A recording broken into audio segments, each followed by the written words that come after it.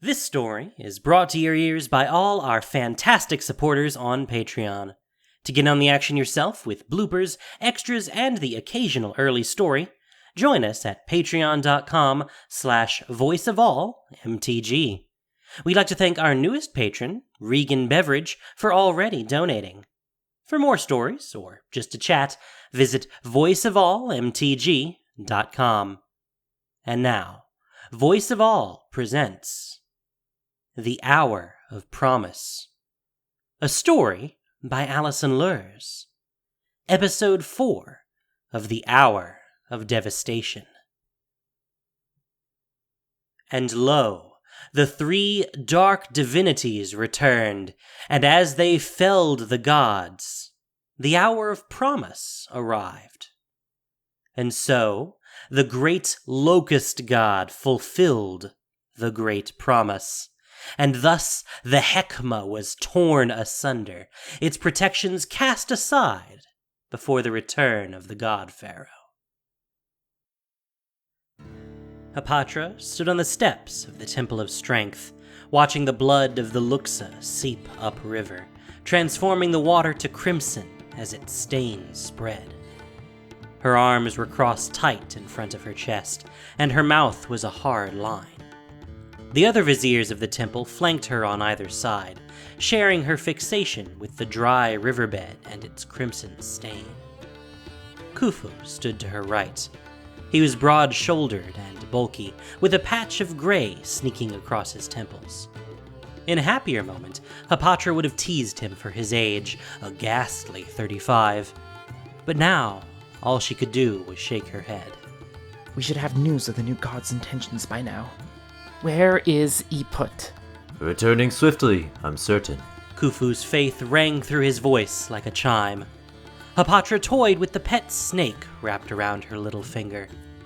Earlier, a message had come to say that 3 new gods had appeared, and that one had engaged Ronas in combat.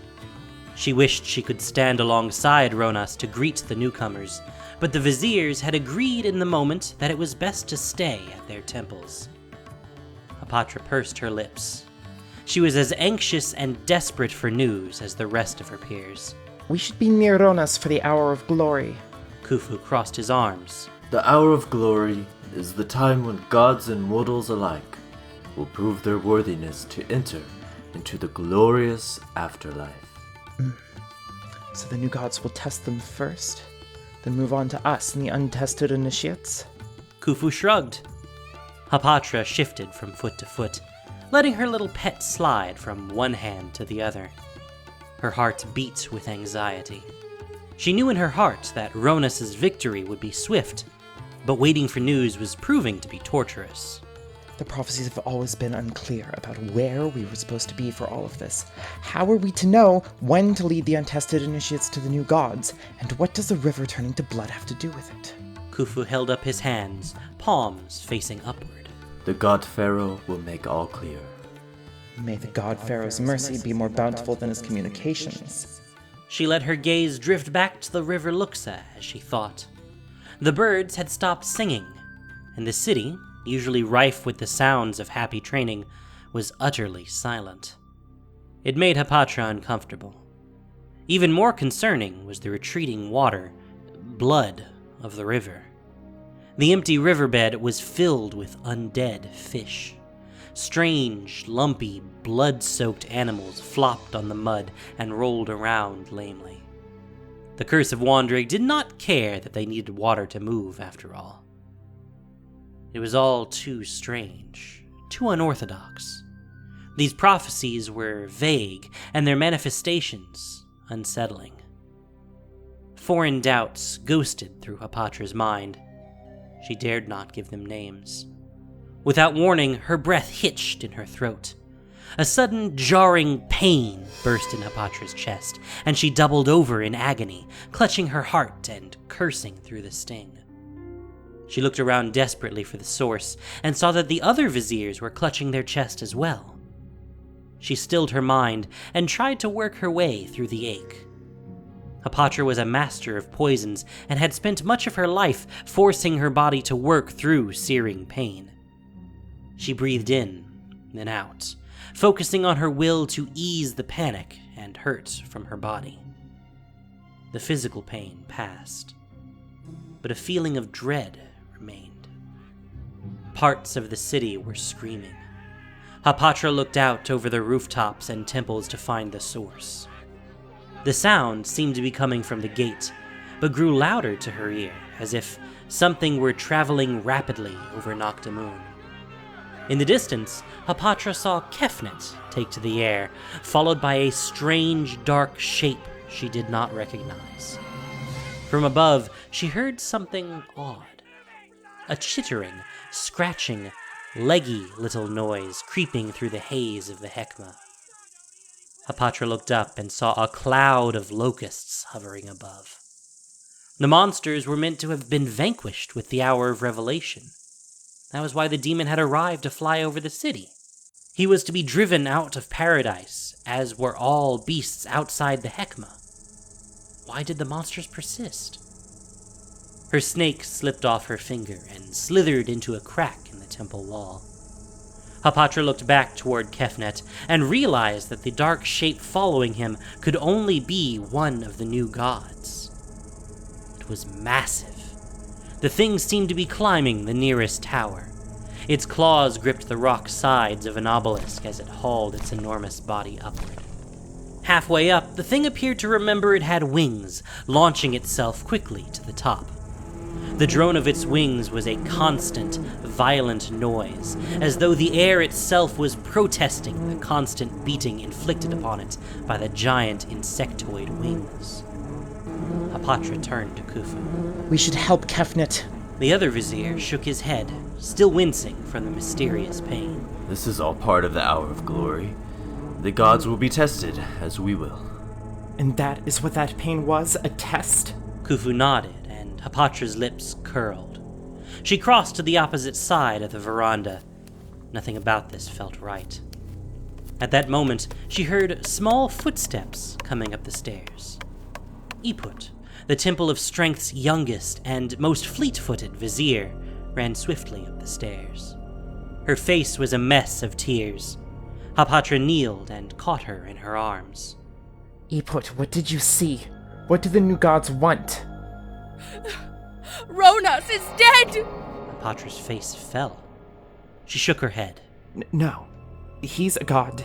The gods cannot be killed. The scorpion god killed him. It means to kill them all. Ronas was the mightiest of the gods. Beasts shied away from his power, and dark forces quailed wherever his shadow fell. Ronas could not be killed. But the pain in Hapatra's heart said otherwise. Behind her, Khufu was yelling. It is a test! Iput is lying. Ronas, greatest god of them all, will join the side of the god pharaoh. Would you be silent for once? There was no time for protocol. Promises had been broken, and trust had been pierced with unfamiliar venom. Hapatra could grieve later. Her only goal now was to keep the other gods safe, so no other citizen would feel the pain of a god falling. Hapatra looked up and saw dark clouds of insects clinging to the inside of the barrier. She looked to the Locust God on the spire in the distance, in time to witness it, arms outstretched, wielding some unholy magic directed at the sky above. The buzz of locusts filled the air above her. A gray mass was coalescing on the inside of the Hekma. At first, it was sparse, but as the Locust God's spell continued, the mass grew larger and larger, and the drone of buzzing wings grew louder and louder. Hapatra narrowed her eyes to make out what the locusts were doing. They seemed to be clambering over each other to reach the shimmering magic of the Hekma. As they moved, shafts of clear light broke through where the barrier used to stand. Hapatra's lips parted in horror. The locusts were eating away at the Hekma itself. Hapatra turned to the other viziers. The hour of promise is when the world will be transformed into a glorious paradise. No more will the Hekma be required to hedge out the desert and the marauding dead, for the waters of the Luxa will flow freely through the wastes, right? The other viziers nodded their heads. Hapatra jabbed a finger at the Locust God in the distance. She drew back her shoulders and stood at full height. The Luxa will flow freely through the wastes because there won't be a Hekma. The viziers looked up in horror. They watched from their high vantage point as the Locust consumed more and more of the magic that kept them safe from the outside. Even Khufu couldn't help but look. The Locust God is doing this. The Hekma was coated with locusts beyond count, their swarms so thick that the light of both suns flickered and dimmed. An eerie, black night fell on Naktamun. Hapatra blinked as her eyes adjusted. The mass of insects moved and shifted, dappling light on the stones of the Temple of Strength. Hapatra decided this was about the right time to go inside. No more gawking! Everyone retreat! The other viziers were swallowed by their grief and, reluctantly, picked themselves up off the ground with desperate sobs. Hapatra whipped around. Ronos would not want you to sit and mourn. Arm yourselves for battle, viziers! The others sniffed and nodded, heading inside to retrieve their weapons. A pinprick of light escaped through the dark mass of insects above. Shafts of light broke through across the underside of the barrier. At first several, then dozens, and suddenly a quarter of the Hekma barrier vanished. Hapatra swore. The city erupted into chaos. She watched from the temple as Kefnet flew upward and began a spell to repair the Hekma. But his effort was in vain. Swarms of locusts mobbed the god, and Kefnet struggled to continue the enchantment under the assault of hundreds of thousands of insects. Hapatra cursed the limited view she had of the rest of the city.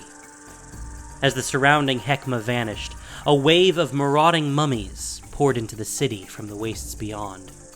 She turned heel and ran as quickly as she could into the Temple of Strength. Initiates were panicking, hugging each other for comfort. Some viziers were arming themselves. Another was leading the beasts of the temple out of their habitats to let loose into the city to fight off the marauding mummies. The inside of the Temple of Strength was an extensive training ground known as the Holding, a carefully curated wildlife preserve designed as a place where the initiates could hone their tenacity and survival skills. Hapatra began working her way through the outer ring of the Holding, toward its more perilous inner ring. She had spent her entire life devoted to this temple, and knew every path and shortcut. The vizier's chambers were very near now.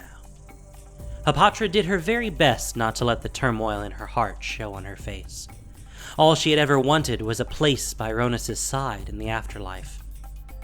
Where would gods go when they died? Her own chambers were shrouded in poisonous vines.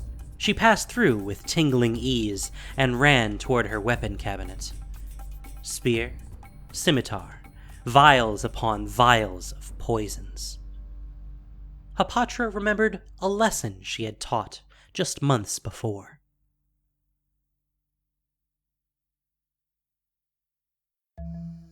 She stood encircled by initiates, each healthy, talented, and poised for success in the trial of strength. As master of poisons, Hapatra delighted in teaching her craft.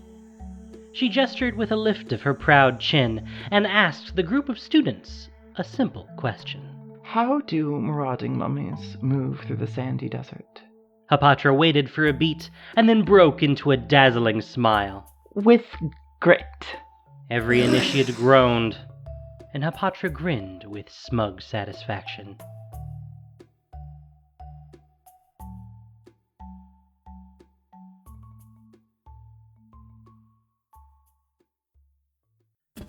Hapatra smiled at the memory and pulled out a vial of poison. She knew full well how mummies moved.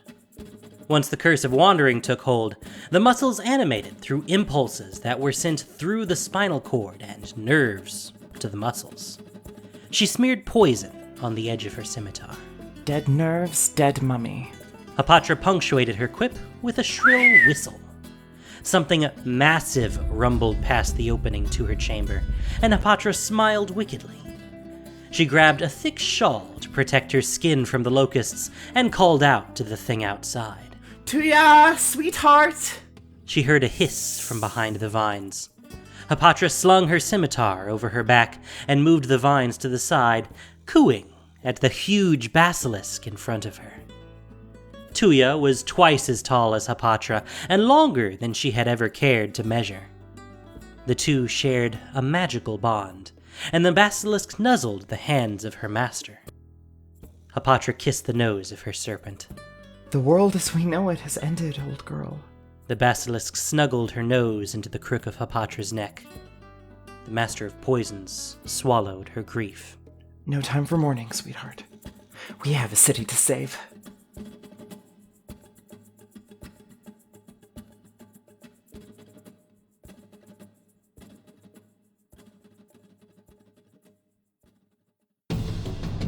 Hapatra clung tight to Tuya's back as the serpent wound its way through the rings of the holding. There were no initiates in here now, and the wilderness was strangely empty. Hapatra extended a hand and wove a spell of calling. To me! Follow me outside and avenge your master, for he is dead! The beasts and animals of the holding lifted their heads attentively. They began to follow. First one, then many, until a mass of antelopes, hippopotamuses, rhinoceroses, and elephants were following the slithering basilisk. Vines and leaves whipped Hapatra's face as she barreled through the jungle of the holding. She tugged at Tuya's side to steer the basilisk up the center staircase, shutting her eyes tight as they broke through the doorway into the terror of the brilliant light of day. The light hit her face at the same time as a storm of screams and noise. Free of their task, the locusts were swarming whatever body they could find first. Cursed dead had begun to wander in from the desert outside, and a few horrors from the wastes had started to attack any living person they could find. Naktamun, once shining alabaster, was stained with plague and beasts. Hapatra could feel locusts bouncing off her, even through the thick shawl. She brought Tuya to a halt, and the menagerie of animals from the Temple of Strength following behind stopped in turn. The suns above were dappled with clouds and insects. Kefnet hovered far above now, desperately trying to rebuild the Hekma. In the distance, Hapatra could make out the Locust God, still standing atop its spire, setting wave after wave of locusts upon a hapless Kefnet. Hapatra quickly wove another spell of calling. Attack the pretender gods! Kill the insectoid trespassers! The beasts roared with bloodthirst and fury, and Tuya reared up to bare her fangs. Hapatra drew her scimitar and willed Tuya to charge. They tore through the streets of Naktamun, ramming as many marauding mummies and locusts as possible. Hapatra leaned over the side of her serpent and sliced through the chests of several mummies with her poisoned scimitar.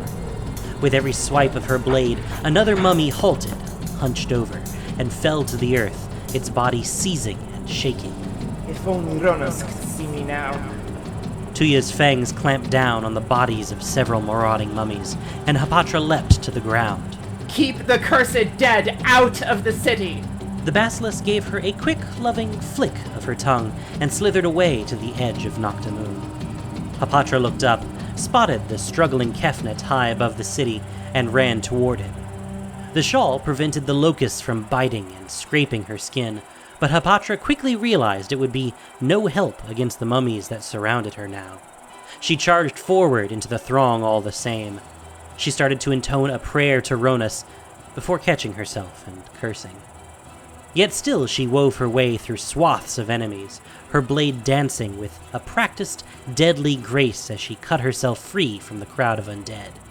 She knew that her poison would freeze the mummies on its own.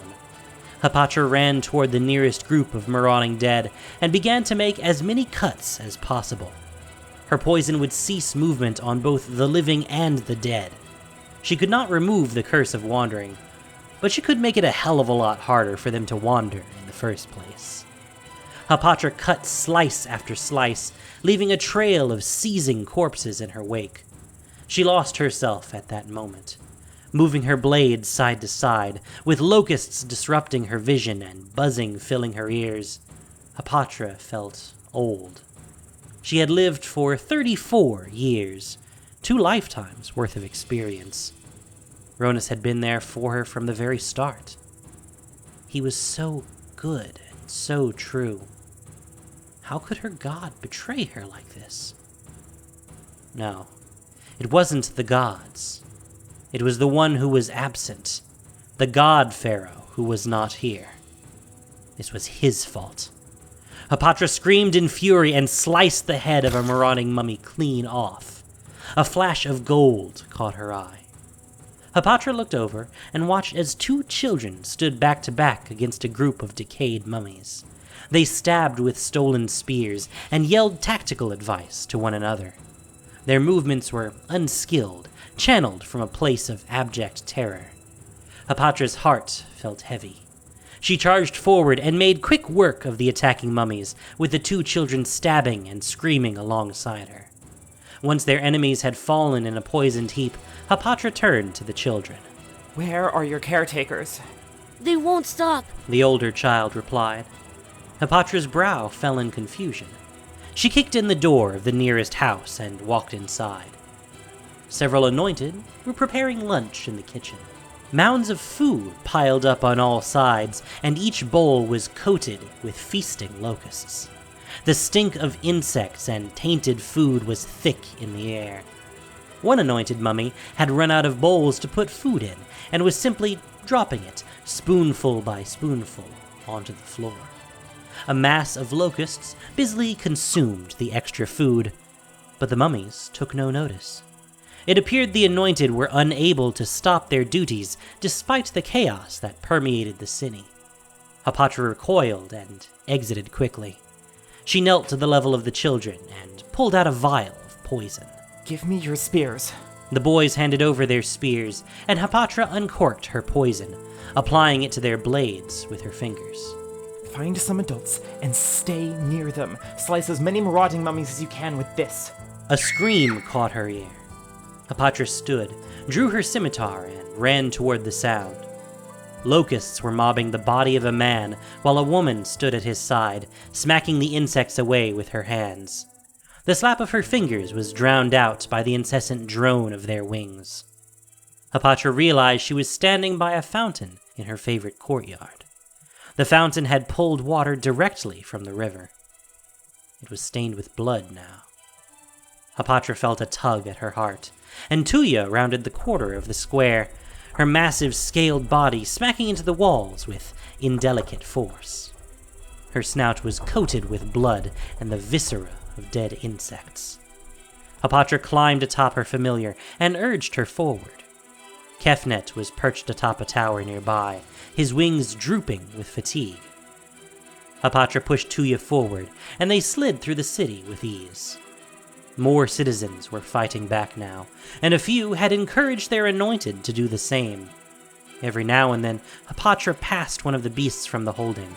They tore and bit and scratched at the intruding mummies. Some noticed as the basilisk passed and ran to tag along. Vizier Hapatra! Hapatra halted Tuya, looking for whoever had called her name. The heretic Samut stood below. If you're here to say I told you so, I don't want to hear it. Samut shook her head. She looked to her left, and the champion Jeru came around the corner. We need to find and protect Oketra. We saw Ronus fall. Jeru shook his head. We cannot let the other gods suffer Ronus's fate. Get on. The 2 former initiates gracefully climbed atop Tuya, and Hapatra urged the basilisk onward. Hapatra mused as the basilisk traveled. I always understood the Hour of Promise to mean that the Hekma would fall to reveal paradise. It is all part of the God Pharaoh's lies. Samut's mouth was a hard line. Jeru shook his head behind her and remained silent. Hapatra petted the cool scales of her basilisk. Serving Ronus was my purpose in life. I refuse to believe he knowingly lied to us. He did not knowingly lie to us. The gods were manipulated by a more powerful force. Hapatra nodded, considering this. She looked over her shoulder and met eyes with Samut. Can this force be killed? Samot shook her head slowly. I don't want to find out. For someone who claims to know so much, your vision is narrow. Keeping our people and gods alive is paramount. Let the trespassers fight each other. Sure enough, 2 of the trespassers came rushing across their path. One was Gideon, the broad-shouldered warrior Oketra had claimed as one of her own. The other was a pale woman in a violet dress. Don't stop for them. Hapatra looked back for a last glimpse at the strangers. There were no other cities save Naktamun, and yet these trespassers knew nothing of its culture. The day before yesterday, she had received word through the viziers that the gods were welcoming these guests. Hapatra sneered. Let the trespassers deal with the god pharaoh. If he is from a different world as well, then they all deserve each other. A gust of wind blew a new cloud of locusts over the basilisk. Hapatra huddled the other 2 close against her back and shielded them all with her shawl, then looked down the thoroughfare. Kefnet and Oketra were there, Kefnet hovering in the air, Oketra solid, unmoving, almost a statue save the flick of one ear. As a servant of Ronas, Hapatra had never had much appreciation for Oketra, but she found herself overcome with relief to be in the god's presence, grateful for the first warmth she had felt since Ronas's death. The 2 gods were looking at something behind her. Hapatra halted her basilisk and turned to see what they were staring at. But her view was blocked by broken columns, fractured stone, and the endless clouds of buzzing locusts. Hapatra looked back to her gods with a plea in her heart. Kefnet! Oketra! The Hekma is lost! We will take you to safety! Hapatra distantly realized how ridiculous this command would have sounded only a day before. Both gods ignored her, continuing to look off into the distance. Oketra's bow was in her hands, an arrow of white light knocked. Oketra, please! Oketra, we will protect you! The hole in her heart from Ronas's death was already too large. She could not bear to see it grow. Oketra looked down at her. Her pale eyes glowed softly, and Hapatra basked in her familiar calm. The god of solidarity looked down on Hapatra and smiled, sad and small. Around Hapatra, the sounds of people fleeing in terror abated as the god gazed into her soul. You are not here to protect us, child of Ronas. We are here to protect you. Oketra, no! Hapatra's heart clenched. But with those words of dismissal, Oketra turned once more and raised her bow. Kefnet flew higher in the air, and Hapatra was finally able to see what the 2 gods had been staring at. The beast was nightmare given form. It was more immense than any monster she had seen through the Hekma in the wilds of the desert. Tall, taller than any god, even Ronas, which Hapatra would not have thought possible. It had the body of a man and the head of a scorpion, but one that somehow stood upright on the being's body and was far larger and bulkier than any scorpion had a right to be. Dancing behind it in a loose, rhythmic, weaving circle was its stinger, the point glistening with ichor. Even the ever-present swarms of locusts gave the monster a wide berth, reluctant to cross its path. Hapatra could hear a loud, chittering sound, though whether it came from the monster's mouth or its tail, she could not tell. Kefnet looked back at Oketra, and Hapatra was shocked to see the god's fear so clearly written on his face. Stow your terror, brother. Face this beast, and wield your gifts in the ways of war. Kefnet lifted his head. With a flex of his shoulders, he flew high and to the side of the scorpion. Oketra lifted her arrow again. Turn back, God-killer. Scourge of everlasting life, and you will live through this day. Oketra's voice rang throughout the clearing, her notes pure silver, though she emphasized this day in a way that made it clear she would be coming for her brother's killer eventually. She raised her bow, its white arrow now incandescent, burning hot. The scorpion swiveled its head to regard both Kefnet and Oketra, though if it spoke, Hapatra could not understand anything through the constant chitter, chitter, chitter sound it made. As the being came closer, Hapatra felt its presence and gasped. Her heart filled with terror as she recognized the scorpion god for what it was. Its divinity, though malevolent, an inverse of the other gods, was unmistakable. The three gods were still, sizing each other up as if captured in one of the temple freezes Hapatra knew so well. And then chaos erupted. Kefnet flew at the scorpion god, darting in and out as he cast spell after spell. He disguised his dives in a series of illusions, massive birds and crocodilian dragons, each one catching the scorpion god's attention just in time for Kefnet to attack when least expected, narrowly avoiding the scorpion's sting. Oketra fired a succession of arrows, but somehow the scorpion god turned its thick carapace to intercept every missile. Oketra's white energy dissipated against its shields, even as it attacked Kefnet with a blur of blows from its stinger. Kefnet soon ceased any attempts at illusory deception, for the scorpion god seemed never to take a wrong step or to mistime an attack. Many tales were told of Oketra's arrows striking down giant sandworms and demons, and Hapatra was awed at the kind of power the scorpion god must possess to shrug off such blows, thick shell or no. She urged Tuya to keep to the shadows, and soon found herself praying aloud to Oketra and Kefnet, shouting praise to aid in their battle. Kefnet flew higher to avoid the scorpion god's attacks, but the god immediately switched to focus on Oketra instead, closing on her with terrifying speed. Oketra was forced to backpedal furiously, her footfalls shaking the ground as Kefnet was forced to swoop back in to distract and harass the assassin. As deadly efficient as the scorpion god was, Kefnet and Oketra fought with a grace that Hapatra thought almost poetic. They moved in tandem with one another, their flurries of attack and counterattack timed precisely to expose a flank on the scorpion god's side, or a weak spot in its armor.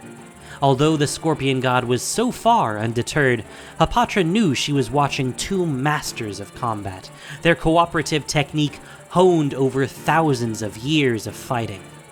The scorpion god made several strikes, all misses, and quickly changed direction. Its sting had seemed to make contact with that shift. It must have grazed one of Kefnet's wings, for the ibis-headed god began to sputter through the air, one wing refusing to move with the same speed as the other. He faltered, and the scorpion god immediately took advantage, its stinger darting, each time narrowly missing Kefnet's head or chest. Kefnet, straining under the exertion, lurched from side to side in desperation. Oketra stood still at the edge of the thoroughfare, holding her bow aimed, but still. She could not risk hitting Kefnet as he fought to stay alive, his body now interposed between her and the scorpion god. In his dance of survival, the ibis-headed god stumbled. The scorpion god rushed in, and Kefnet's wings gave out. The scorpion god's pursuit was halted by Oketra's arrow of white light exploding through his head. The constant chittering sound vanished as the scorpion god, headless, crashed into the earth, its body flattening rubble into dust, and the reverberations briefly lifting Hapatra, her basilisk, and its passengers off the ground. Hapatra watched as the body of the scorpion god crumbled to dust, whatever force that had animated it no longer present. Kefnet straightened his wing and stood up, seemingly uninjured. He smiled wickedly at his sister, who shared his joy. The three humans cheered atop the basilisk. They praised the courage of Oketra and the brilliance of Kefnet. My gods are magnificent. Samut and Jeru hugged each other tight and clapped Hapatra on the back. Hapatra refused to share their tears of joy. She would have time to herself later for that. But as she contemplated how she would mourn the passing of Ronas, the dust and the particles that once were the form of the scorpion god began to shift.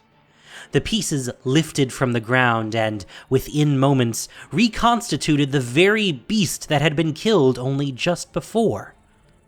The beast rose, whole and uninjured, as though the battle that had shaken the earth beneath the thoroughfare mere moments before had never happened. Kefnet turned back toward his fallen foe, only to find the Scorpion God facing him dead on, its vile chittering the last thing Kefnet heard before its stinger pierced the middle of his forehead. The wound was neither deep nor wide, but the beautiful and brilliant Kefnet, God of knowledge, was dead before he hit the ground. Hapatra screamed, and Samut and Jeru did the same, their hearts aching once again with the loss of a god. Oketra hissed with fury, firing her arrows in an act of futility. Mortals, flee to the safety of the mausoleums. Hapatra halted for a moment. What mausoleums? She ignored the command and yelled to Jeru and Samut sitting behind her. Get off, now! The two did as they were told, and Hapatra dug her heels into Tuya to urge the basilisk forward. The serpent spat its venom, weaving itself around the Scorpion God and gnashing its venomous jaws. Hapatra gripped tightly with her thighs and pulled the basilisk in a sharp turn, urging her mount toward the enemy. The blood of Kefnet had spilled over the stone in the courtyard, and Tuya slid as she tried to grapple with the Scorpion God. Hapatra kept a firm grip on Tuya's scales and silently urged her familiar forward. Her heart ached with the pain of Kefnet's death, but she shoved the hurt as far deep as she could. This trespasser needed to die, and it would be at her hand. Oketra leapt between the basilisk and the Scorpion God. Hapatra's chest cramped in pain. She looked up, and she cried out in terror. Directly above her, the Scorpion God's stinger was lodged in Oketra's gut. Hapatra screamed and heard an unfamiliar voice shout in grief at the same time.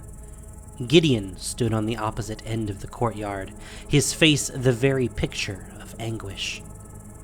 She and the basilisk froze in fear as the Scorpion God stepped over the two of them.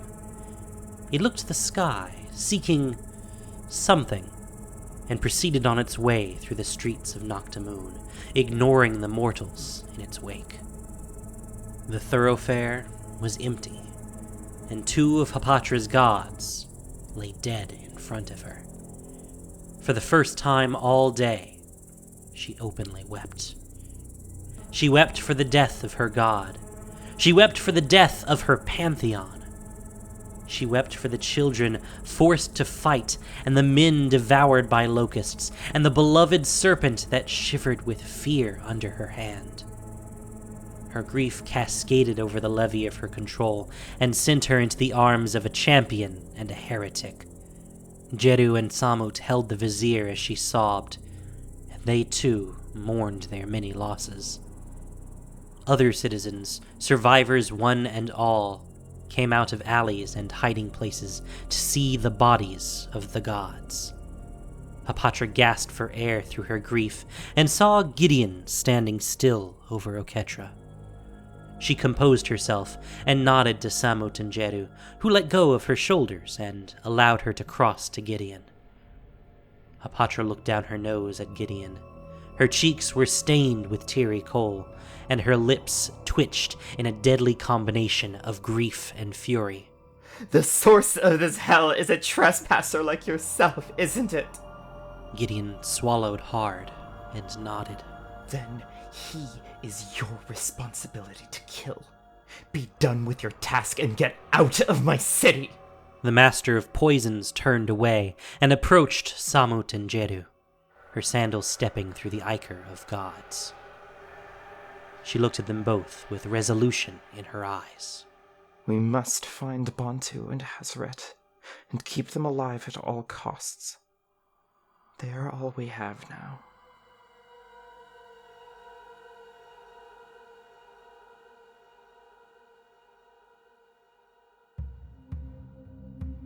Thank you for listening to this production of Voice of All.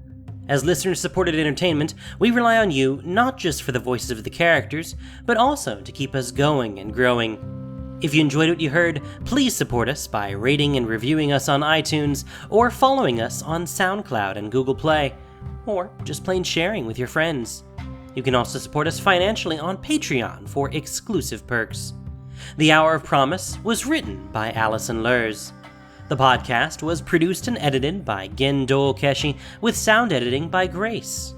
This week's story featured the voice talents of Vivian Olodren, Weston Lakey, Ash Thurman, Jared Rahman, Christina Edelman, Derek J. Barbie, Maxie Bridgewood, and David Ford.